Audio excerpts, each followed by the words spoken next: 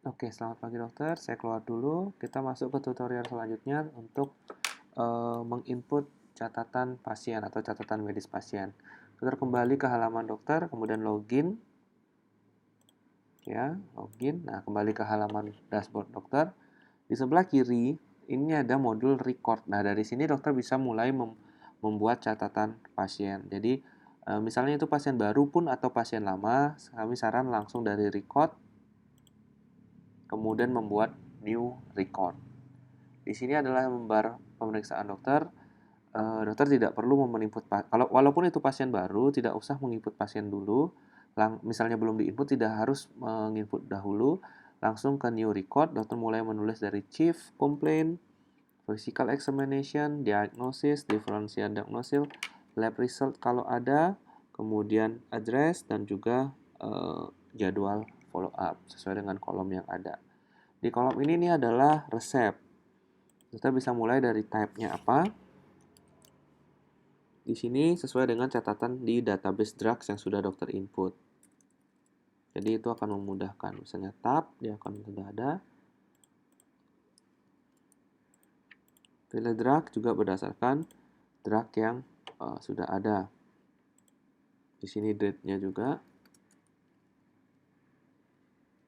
Dose-nya. Dose-nya di sini. Dari yang sudah di-input, dokter bisa pilih. Duration-nya. Dari yang sudah data yang sudah di-input. Advice. Minum setelah makan. Ini juga dari database yang sudah kita bahas sebelumnya waktu setup drug. Tambahkan. Nah, ini adalah obat yang dokter tambahkan. Nah, ini adalah proses di awal. Ketika dokter menulis ini, ketika sudah punya template, tadi di sini kita sudah punya template demam berdarah, diare, ISPA. Dokter tidak perlu mengulang lagi seluruhnya satu persatu, cukup gunakan template yang sudah dokter buat sebelumnya. Nah, misalnya kita buat template ISPA, ini semua adalah template yang sudah dokter buat. Jadi saya yakin tidak akan lama nulisnya karena dokter hanya mengganti dari template yang sudah ada. Obatnya pun begitu, dari template yang sudah dokter siapkan, dokter tinggal mengurangi atau menambah obat mana yang dipakai. Misalnya ini adalah template resep ISPA saya. Di pasien ini punya alergi Mefinter, maka saya akan menghapus Mefinter. Jadi seperti ini.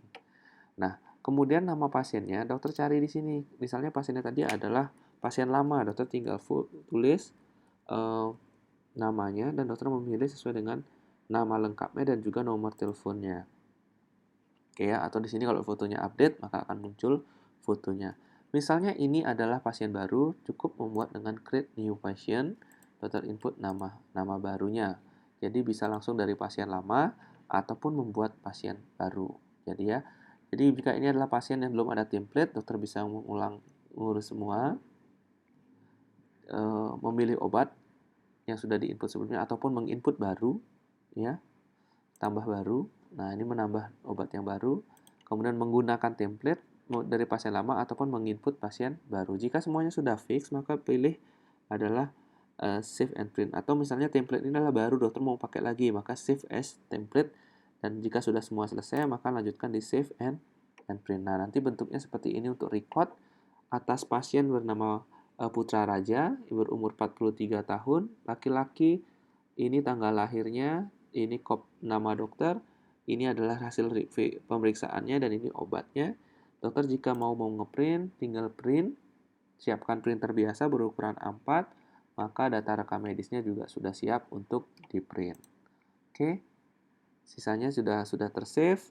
Data hasil record ini maka akan tercatat di sini. Dokter jilat all record. Maka pada tanggal 12 April hari ini, Putra Raja ada recordnya. Dokter bisa view recordnya dalam bentuk seperti ini. Oke ya.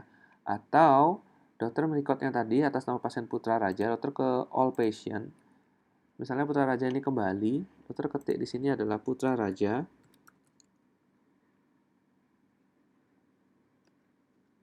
Oke, Putra Raja.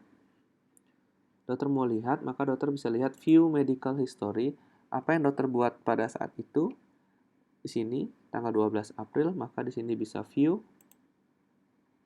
maka akan muncul riwayat pemeriksaan yang dokter buat tadi.